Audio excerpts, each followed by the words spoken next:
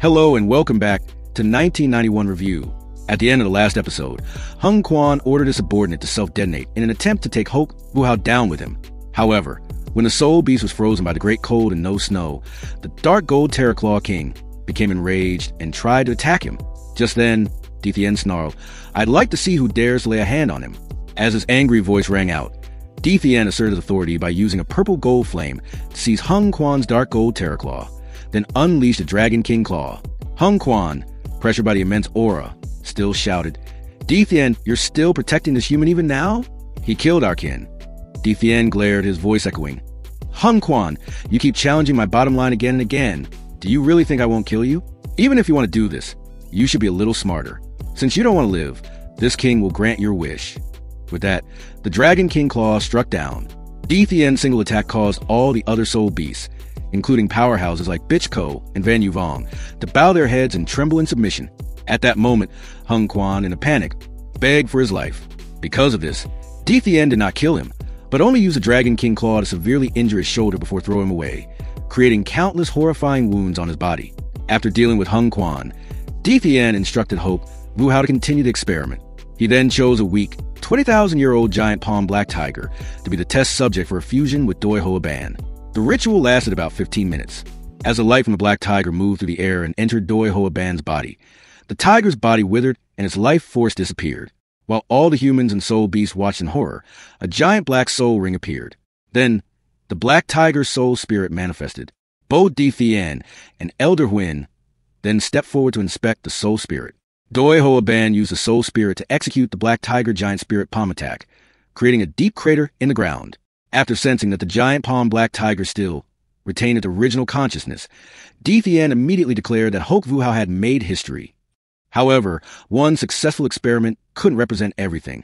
If the success rate was only 10%, no matter how good the soul spirit was, its impact wouldn't be as massive as before.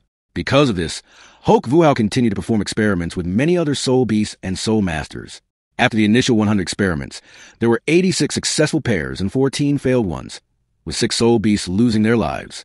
After retesting the 8 surviving soul beasts, there were 5 more successful pairs, bringing the total number of successful fusions to 91, a 91% success rate. At this point, the soul masters who obtained soul spirits were incredibly excited because the results far exceeded those of ordinary soul rings. The soul beasts also gradually lessened their animosity and began to have a sense of anticipation. However, several titled Douluo couldn't help but feel frustrated, as their soul rings were already complete, meaning they would never be able to obtain a soul spirit. Next, even though the soul spirit experiment had achieved great success, Hulk Vuhao had to remain in the soul beast territory to continue his research and create a clear distinction from the soul master side. After a hard day, Hulk Vuhao closed his eyes and meditated, exhausted. Elder Huin, the Scarlet King, and the Myriad Monster King all personally guarded him. It was clear that as the only one capable of performing the soul spirit contract, Hulk Vuhao's status was rapidly rising among both humans and soul beasts. On the second day of experiments, the success rate reached over 90%. The compatibility between the soul master and the soul spirit was quite good, especially for those with the same type of martial spirit. Most soul spirits retained their consciousness, with the exception of 2 cases that had pre-existing brain injuries. In summary, everyone concluded that the easiest to fuse were 100-year soul spirits, which only consumed a small amount of spiritual power, provided a single soul skill, and could not gain any more.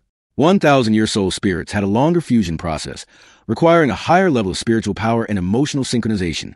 They could usually only be fused once, except for soul masters with excellent spiritual power. They provided 2 soul skills, one used immediately and one latent, which could be used as the next soul ring. Finally, the most difficult were 10,000-year soul spirits. Their fusion required immense spiritual power and willpower from both sides. Normal soul masters could only fuse with them once. They provided 3 to 4 soul skills. The soul spirit's intellect was a great help to the soul master in battle. The 7th soul ring of a 10,000-year soul spirit could be directly attached to the soul spirit, equivalent to a new soul skill, solving the problem of soul masters lacking a 7th soul skill. After reviewing the results, Hulk Vuhao continued to make important proposals for the development and management of the soul spirit system. First, he suggested delaying the time to harvest soul rings to accumulate soul and spiritual power, thereby increasing the success rate of soul spirit fusion without his assistance. Second, he proposed not to widely popularize the contract method. Instead, he recommended establishing a group of specialized intermediaries, soul masters with mental-type martial spirits, to assist with the fusion. This would increase the success rate and prevent misuse.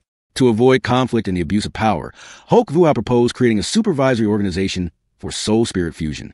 This organization would include representatives from various clans, academies, the three great empires, and even the soul beasts. After consideration, Hulk Vuhao proposed the name Spirit Pagoda for the new organization. This name came from the organization's mission to pass on the souls of soul beasts, and was also a way for him to commemorate Electrolux, the teacher who had taught him the contract method and had been proud of his own eternal tower.